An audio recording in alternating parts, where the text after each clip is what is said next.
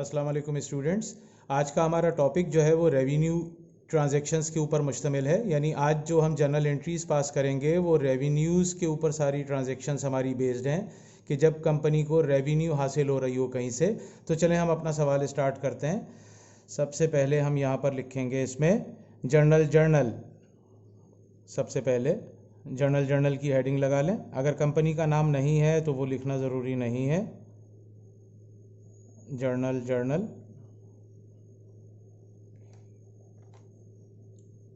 यहाँ पर आप लिखें डेट,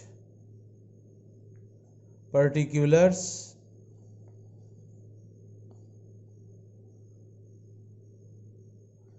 पोस्ट रेफरेंस, डेबिट और क्रेडिट।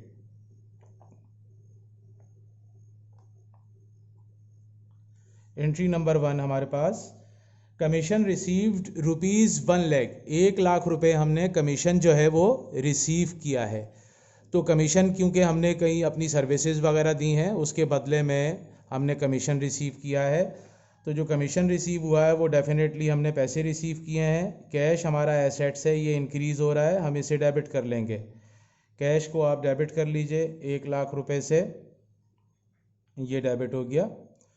और जो कमीशन रिसीव हुआ हमें वो कैश की सूरत में तो हुआ, on the other hand, other side ये हमारी इनकम कहलाएगी। यानी हमारी रेवेन्यू जो है वो बढ़ रही है। रेवेन्यू जब बढ़ती है उसे क्रेडिट में रिकॉर्ड करते हैं। रेवेन्यू एक जनरल नेम है, यानी जनरल नेम ऑफ अकाउंट है। उसके हेड में बहुत सारी रेवेन्यूज़ हो सकती हैं, जैसा कि हम यहाँ लिख रहे हैं। ये कमीशन रिसीव हुई है, इसे कमीशन इनकम कहते हैं। तो कमीशन इनकम हम यहाँ क्रेडिट कर लेंगे 1,00,000 रुपये से। रेवेन्यू जब हमारी बढ़ती है, फिर बता रहे हैं आपको, तो उसे हमेशा क्रेडिट साइड में रिकॉर्ड किया जाता है। इसमें कैश हमें रिसीव हुआ, कैश हमारा एसेट्स है बाय नेचर, हमने उसे डेबिट किया 1,00,000 रुपये से। और हमारी रेवेन्यू भी इंक्रीज़ हुई है तो उसे हमने क्रेडिट किया है कमीशन इनकम 1,00,000 रुपये से। इसकी हम नरेशन लिख देंगे, टू रिकॉर्ड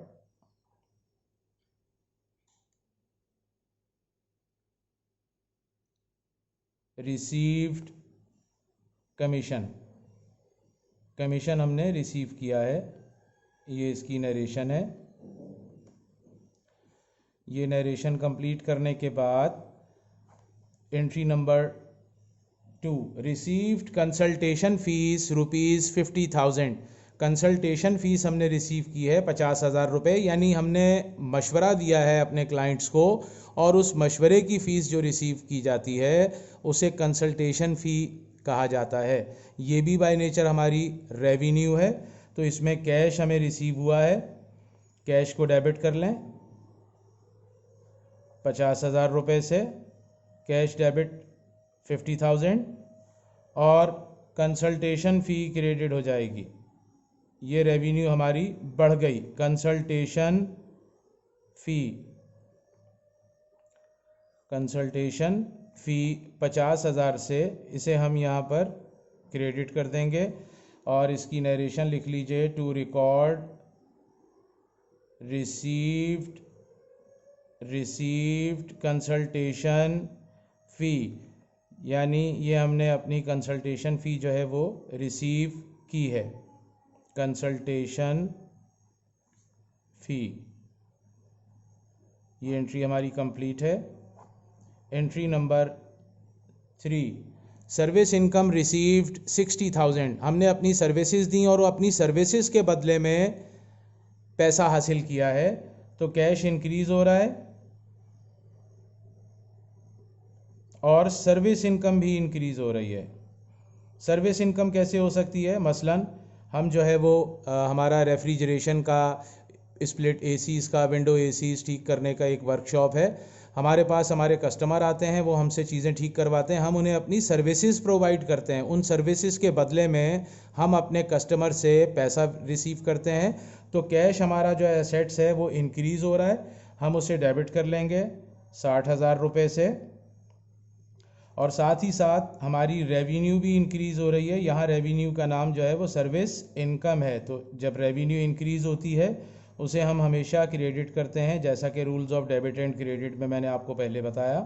इसकी नरेशन भी लिख लीजिए, to record received service income, to record received service income, service income हमने यहाँ पर रिसीव की है। ये एंट्री हमारी कंप्लीट हो गई है। इसके बाद एंट्री नंबर 4, एंट्री नंबर 4 में रेंट रिसीव्ड ₹60,000, हमने रेंट रिसीव किया है 60,000 रुपये, यानी किराए की आमदनी हमें हो रही है। तो कैश हमने डेबिट किया 60,000 रुपयों से,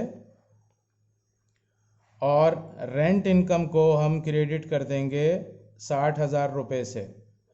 हमारी रेंट की जो इनकम है वो इंक्रीज़ हुई है। रेवेन्यू जब भी इंक्रीज़ होती है क्रेडिट साइड में रिकॉर्ड करते हैं। मैंने आपको पहले भी बताया था, ये डबल एंट्री सिस्टम चल रहा है। जो भी जर्नल एंट्री पास होगी, एक अकाउंट डेबिट होगा और एक अकाउंट हमेशा क्रेडिट होगा। जो पूरी अकाउंटिंग चलती है हमारी, वो डबल एंट्री के ऊपर ही बेसिकली बेस्ड होती है। तो इसलिए एक अकाउंट हमारा एसेट्स है, ये इंक्रीज़ हुआ, हमने इसे डेबिट किया 60,000 रुपये से। और साथ ही साथ जो दूसरा अकाउंट है वो बाय नेचर हमारा रेवेन्यू का अकाउंट है, वो भी बढ़ रहा है। तो rules of debit and credit हमें बताते हैं कि जब रेवेन्यूज़ इंक्रीज़ होती हैं उन्हें क्रेडिट साइड में रिकॉर्ड किया जाता है, लिहाजा हमने ये जर्नल एंट्री पास की है। इसकी नरेशन भी अब आप लिख लीजिए, to record received rent income, to record received rent income. Rent income हमने जो है 60,000 रुपये ये रिसीव की है। नेक्स्ट हमारी जर्नल एंट्री है, ट्रांजैक्शन नंबर 5 है, रिसीव्ड रिपेयर इनकम ₹10,000, हमने रिपेयर इनकम रिसीव की है। तो कैश को आप डेबिट कर लीजिए और रिपेयर इनकम को क्रेडिट कर लीजिए। ये हमारी इनकम है, रिपेयर इनकम। सर्विस इनकम और रिपेयर इनकम जस्ट लाइक एक ही चीज़ है, जो हम सर्विसेज दे रहे हैं। तो जैसे कोई चीज़ है वो ख़राब है, हमारा कस्टमर आता है हमसे ठीक करवाता है, तो बेसिकली हमने उसे रिपेयर करके उसे दे दिया। ये हम चाहें इसको रिपेयर इनकम भी रिकॉर्ड कर सकते हैं या ये सर्विस इनकम भी हो सकती है। लेकिन कुछ पेशे ऐसे होते हैं कि जिसमें आप प्योरली सिर्फ सर्विसेज देते हैं अपने कस्टमर को, तो वहाँ पर सिर्फ सर्विस इनकम ही लिखा जाएगा। लेकिन यहाँ पर अब रिपेयर इनकम इस एंट्री में मेंशन है, तो हम रिपेयर इनकम को क्रेडिट कर रहे हैं 10,000 रुपये से। ये हमारी जर्नल एंट्रीज जो है, ये एंट्री नंबर 5 हमने पास कर ली है। इसकी भी नरेशन जैसे सेम मैं ऊपर लिख रहा हूँ वैसे ही आप लोग लिख लीजिएगा, to record received repair income लिख लीजिएगा। एंट्री नंबर 6 हमारे पास है, कैश सेल्स, कैश पर हमने सेल की है, तो कैश को आपने डेबिट किया है। और सेल्स बाय नेचर ये भी हमारी रेवेन्यू है। सेल्स का वर्ड हम उस वक्त यूज़ करते हैं जब मर्चेंडाइज सेल आउट कर रहे होते हैं, जैसा कि मैंने अपने पहले लेक्चर में बताया आपको। सेल्स का वर्ड हम उस वक्त यूज़ करते हैं जब हम मर्चेंडाइज सोल्ड करते हैं, तो ये भी बाय नेचर हमारी रेवेन्यू है। तो यहाँ पर हमने कैश सेल्स की है, कैश रिसीव हुआ 2 लाख रुपए, और सेल्स बाय नेचर हमारी रेवेन्यू है, वो भी इंक्रीज़ हुई है। तो दोनों रेस्पेक्टिवली रूल्स को फॉलो करते हुए डेबिट और क्रेडिट में हम सेम अमाउंट जो है यहाँ पर एंटर कर देंगे। और इसकी नरेशन आप लिख लीजिए, to record cash sales, to record cash sales, ये हमने कैश पर सेल की है। इसके बाद हमारी एंट्री नंबर 7 है।